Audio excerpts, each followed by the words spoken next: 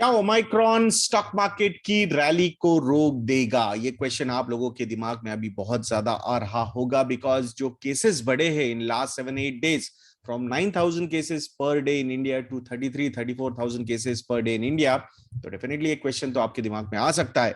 तो वीडियो शुरू करने से पहले मैं आप लोगों को एक रिक्वेस्ट करना चाहता हूं दोस्तों, एंगेजमेंट बढ़नी चाहिए वीडियो पे, इसलिए अटेंडेंस लगाना यानी कि लाइक का बटन क्लिक करना बिल्कुल मत भूलिएगा दोस्तों, ये एंगेजमेंट बढ़ाता है। अब आई अंडरस्टैंड आप लोगों को वीडियोस अच्छे लगते हैं, बट बहुत बार हम भूल जाते हैं लाइक करना। बट एक आपका लाइक ये बहुत सारे एंगेजमेंट हमारे हमारे लिए बढ़ा सकता है। तो 5,000 लाइक्स के टारगेट के साथ, रिक्वेस्ट के साथ हम यहाँ पे इस वीडियो को शुरू करते हैं। सो ओमाइक्रॉन के बारे में अगर हम बात करेंगे तो कोविड का एक नया वेरिएंट है और बहुत ही फास्ट बढ़ रहा है। स्पेसिफिकली अगर हम बात करते हैं तो मुंबई में अगर केसेस देखेंगे या फिर दिल्ली में अगर हम केसेस देखेंगे तो जो इन्फेक्शन है वो बहुत ही ज्यादा पेस से बढ़ रहे हैं।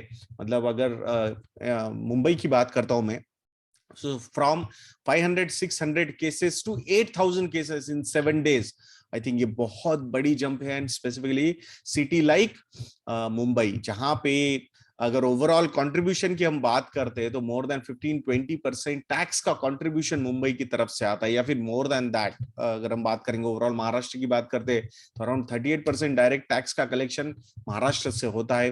तो डेफिनेटली वहां पे उसका जो मेन सेंटर है मुंबई, अगर वहां पे ये चीज बढ़ रही है इतनी तेजी से, so definitely it can have an impact on overall economic activity.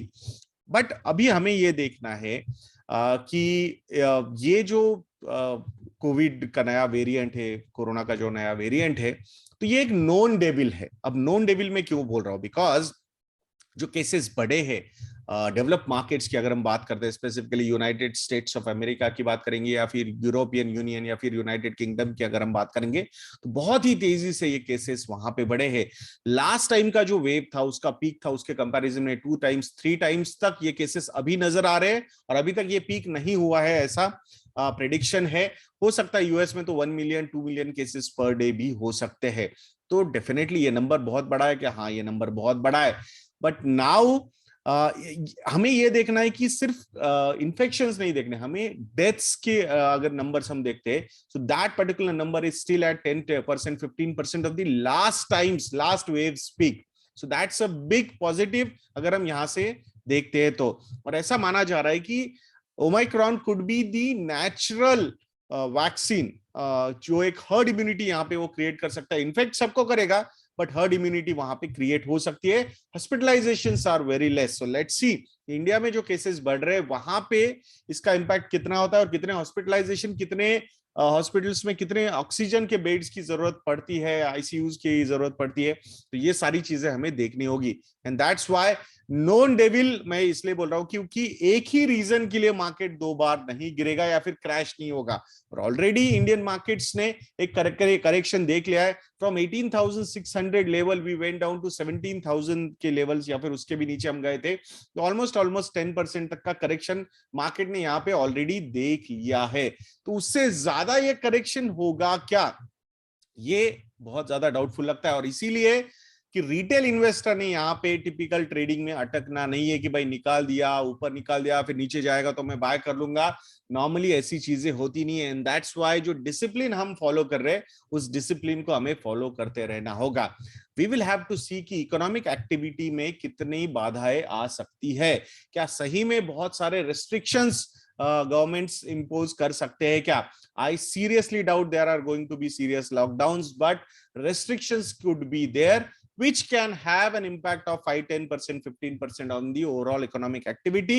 So let's wait for some more time. But अगर इकोनॉमिक एक्टिविटीज वगैरह में प्रॉब्लम होता है ऑल ओवर वर्ल्ड में भी, तो उसका जो सोल्यूशन है, everybody knows that, easy liquidity which the governments the central banks can create. And that's why ये मार्केट के लिए पॉजिटिव हो सकता है।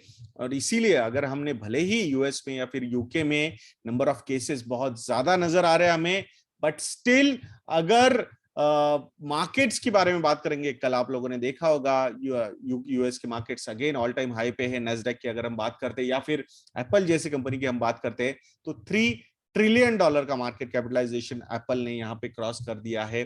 Quite phenomenal company, $100 billion plus net profits generate करने की कैपेसिटी एप्पल के पास है।